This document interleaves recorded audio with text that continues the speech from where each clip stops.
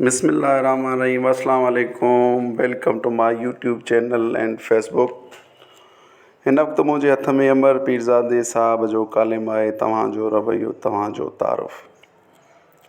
ज़ाती ज़िंदगी हुजे या रोज़गार वारो हंधु, अव्हांजो रवैयो ई तव्हांजो बुनियादी तारुफ़ हूंदो आहे। इन ई करे मशहूरु जुमिलो आहे, first impression is last impression.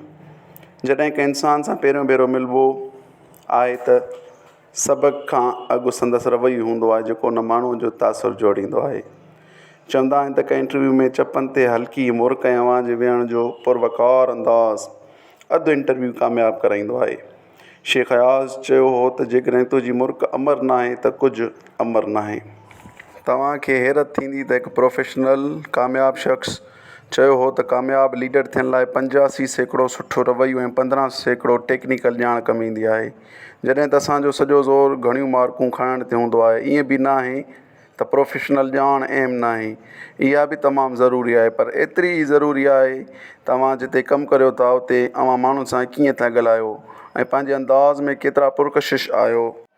सुठे रवैये में अव्हांजी शख़्सियत, अव्हांजे ॻाल्हाइण जो अंदाज़, चहिरे जा तासुर, अव्हांजा मुस्बत रवैया, सॉफ्ट स्किल्स, हाकारी सोच सभु शामिलु हूंदा आहिनि।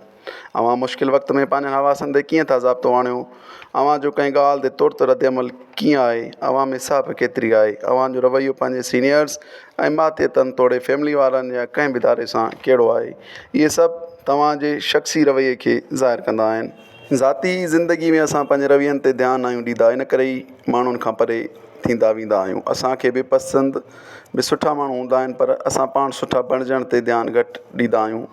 आम ज़िंदगी में अव्हां ॿियनि जी ख़ुशियुनि ते केतिरो ख़ुशि था थियो, संदनि ॾुखनि में भरिजिला था थियो, कंहिं सां नाइंसाफ़ी थींदी हुजे, अव्हांजो किरदारु छा हूंदो, अव्हां जो मुखालफ़नि ऐं टोकू कंदड़नि सां रवैयो कहिड़ो आहे, अव्हां ॿारनि सां कीअं था हलो, औरतुनि सां अव्हां कीअं मुखातिबु थियो था ऐं समाज में उन्हनि जो केतिरो साथ ॾियो था। इन ॾस में सोशल मीडिया ते केतिरा ई लेक्चर या सेशन ऑनलाइन मिली वेंदा। अलमियो इहो आहे त असांजे तालीमी निसाब में इंसान जी शख़्सियत सादीअ ते ज़ोर घटि ॾिनल आहे।